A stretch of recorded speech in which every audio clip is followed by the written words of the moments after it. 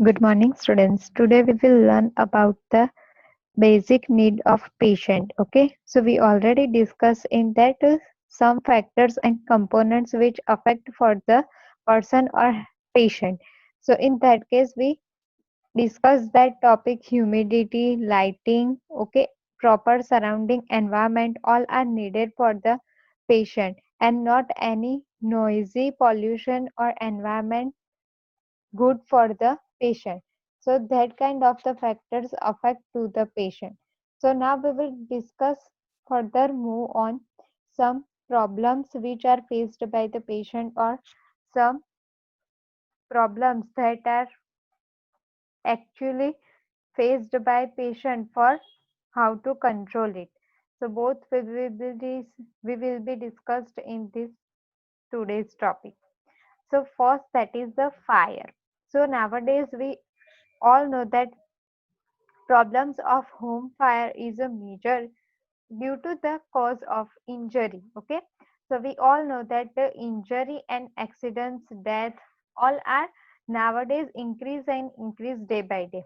So due to that cause of injury, death of seniors or children under the age of 5 years have the greatest risk of the fire death. Okay, so who have more risk of fire? That is first of all children which have who have 5 year, less than 5 year of age, then death of seniors and etc.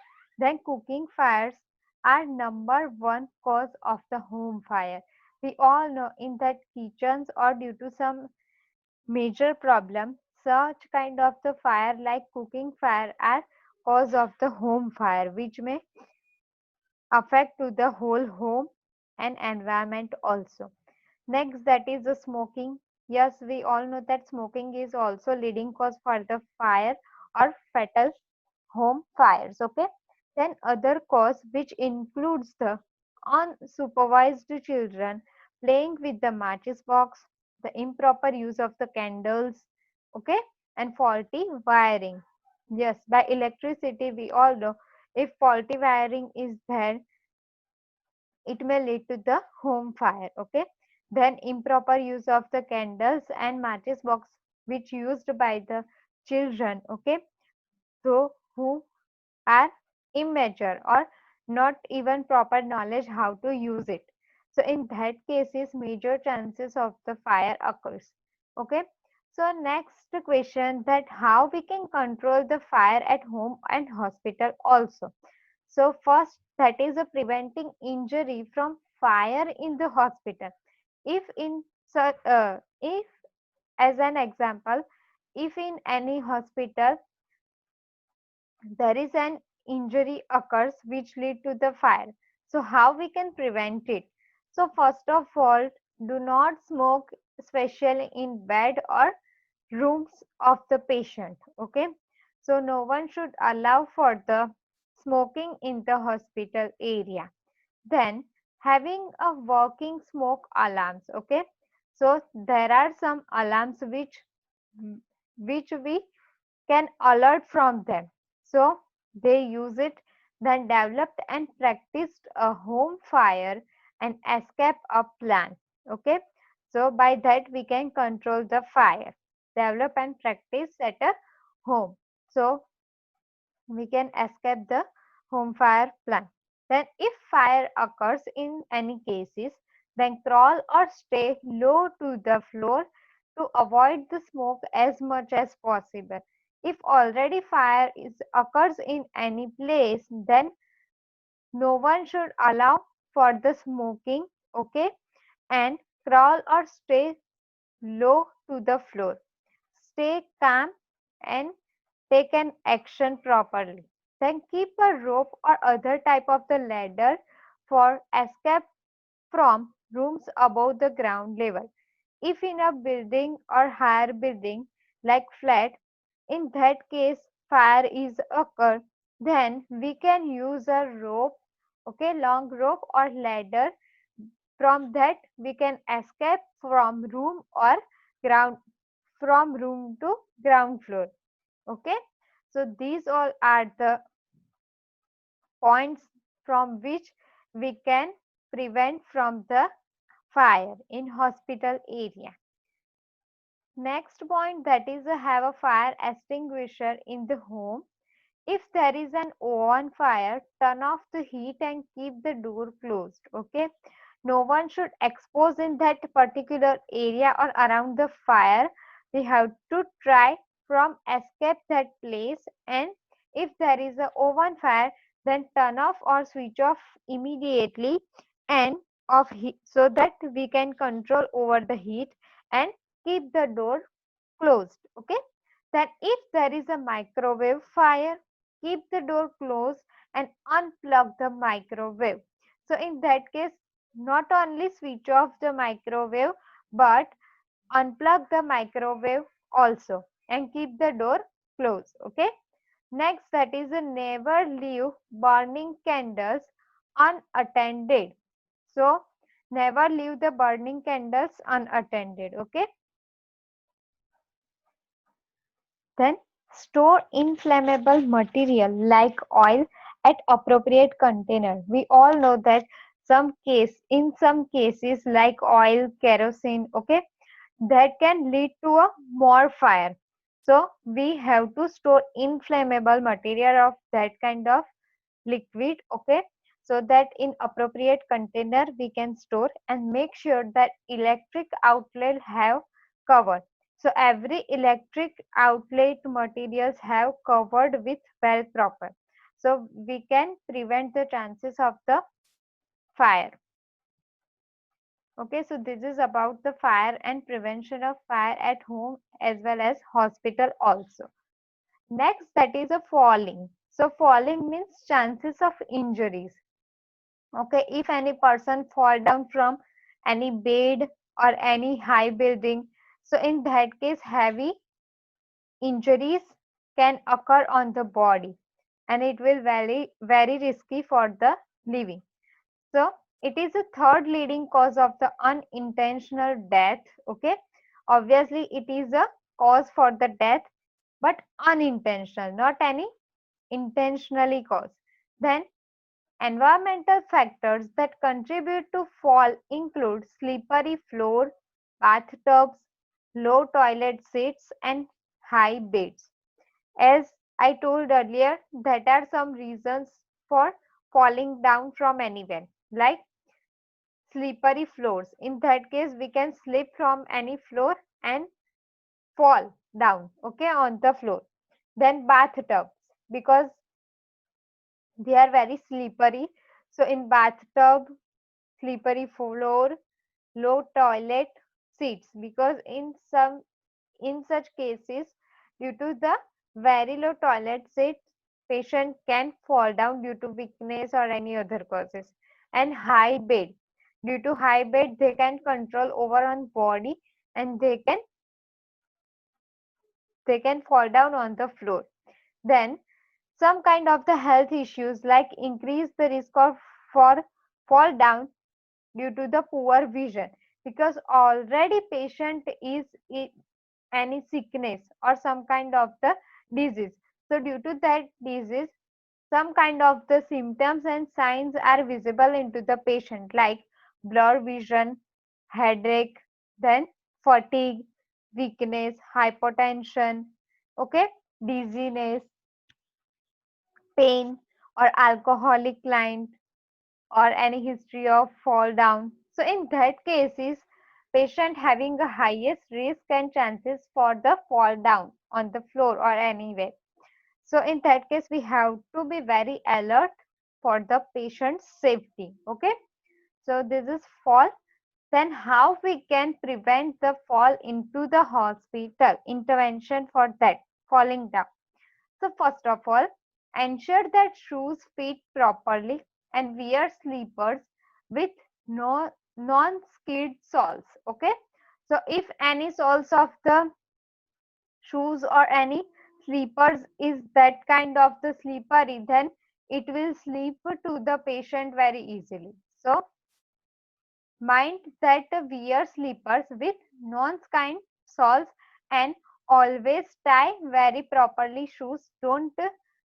Lose your don't lose your shoes okay, and shoeless, because in that case patient having a highest risk of the falling. Then clean eyeglasses frequently, because if anyone having a glasses, okay, eyeglasses, in that case is, if a glass are not clear or not proper, so the patient having a risk of the fall down. Then make sure that room are adequate lighted, because too dark and too clear is risk for the patient. Wipe off all foods and fluid from the floor immediately, because having the highest chances of the falling. Then install the handrails and sleep resistant floor coverings on staircases. Yes, this is very important point, because if patient having already such, some kind of the signs and symptoms, and having a weakness also, so in that case, we can provide handrails and side rails for bed, so they can reduce the chances of the falling down from the bed. Okay. Then check tips of the walkers and crutches for the presence of intact non-skids cover. So always check the walkers and crutches if they are working properly or not. So we can provide safety to the patients. Okay. Yes. Side rails. So what is the side rails? I already explained earlier, that is, they are situated on both sides of the bed, which can provide safety to the patient from falling down from the bed. So these are used on both hospital beds and stretchers also, because if patient move from one side to other, then they have a highest chances from falling down.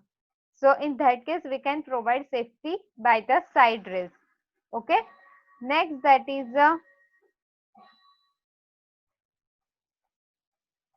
so when side rails are being used, it is important that nurse never leave bedside while the side rails is lowered.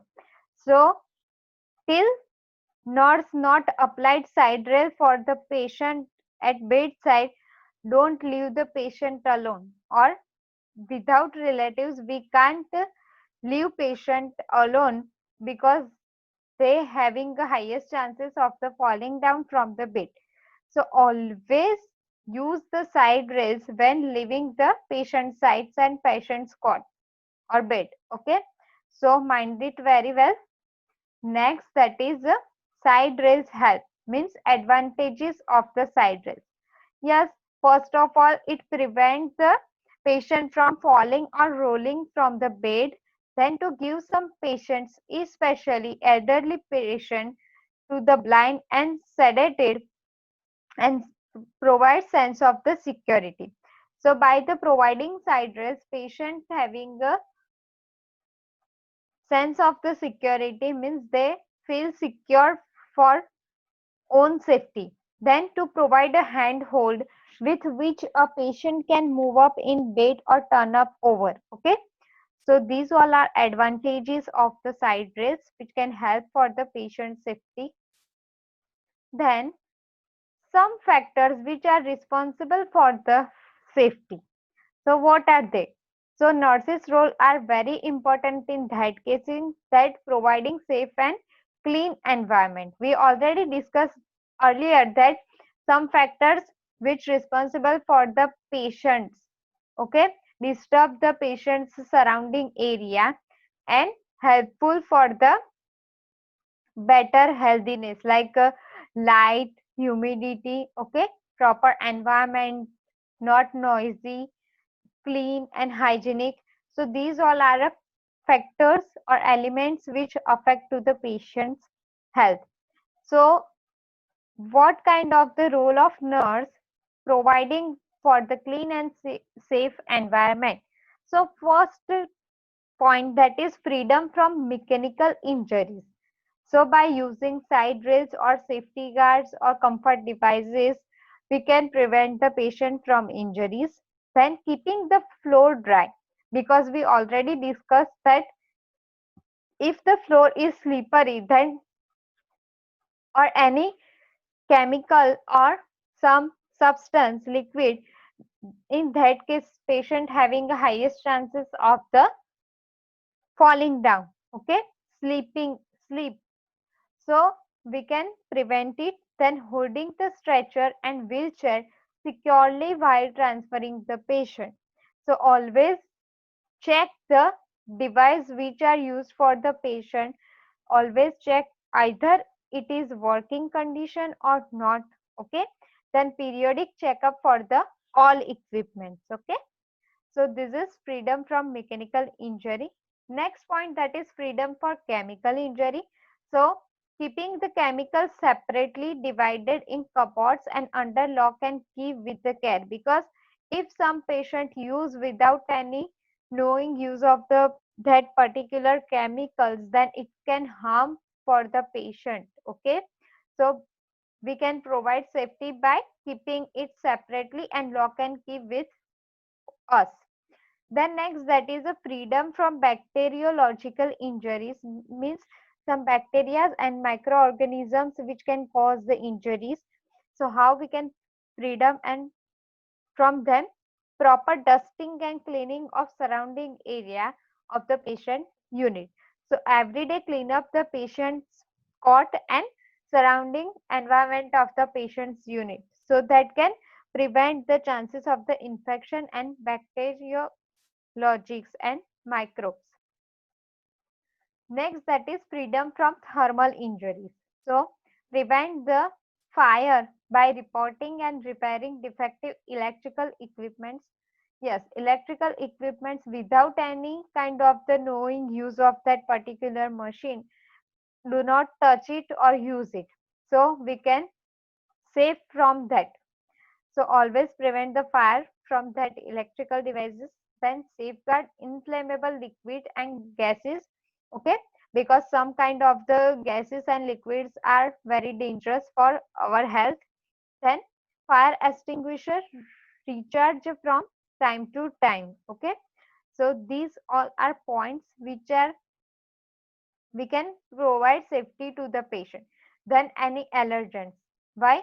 Because some patient or some person having a allergic reaction due to allergic reaction of some substance or some things like dust, wood. Okay, so see that the mattress and pillows are covered, because chances of the microorganism and bacteria is very high. So in that case, always cover the pillow and mattress, then adapting dusting without raising dust. So don't raise any dust on the patient face or mouth, because it can cause directly on the lungs and breathing difficulty or any allergic reaction to the patient. So in that case, we have to be alert. Okay, then testing for allergies before any agent is applied on the body. Yes, because in some kind of the medicines also, or chemical or some substance we can harmful for the body of the patient in treatment modalities also. So always taking proper history of the patient, if any allergy is there or not, so we can avoid to touch or apply on the body of the patient and keep it safe for patient. Okay, freedom from worming, insects and animal paste. The patient's unit and all surrounding area should be kept clean always and prevent breeding of flies. Okay, so if we keep a proper clean and safe and hygienic, then lowest risk of the infection to the patient. Okay, and insects also, because if we can't clean proper area of surrounding, then highest chances of the dirtiness, and due to the dirtiness the worming insects are too much. Okay, so by cleaning and proper keep it safe for the patient, if we keep it clean and hygienic. Then prevent breeding of the mosquitoes also due to the cleanly environment. Use of the mosquito repellents such as DDT spray. Okay, There are some heat and spray also available nowadays. So by using that, we can keep patients safe. Use of mosquito net, fumigation at timely proper room periodically, then use of the naphthalene balls and use of the insecticide if necessary. Okay, so these all are things we have to keep in mind for the patient safety first.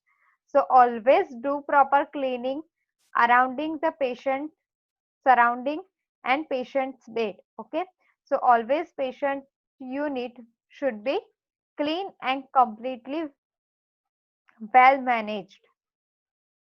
So these all are points included into the basic need of the patients. Okay, so I hope you all are very understand by this topic, and if you find any doubt, you may notify to me. Okay, so thank you.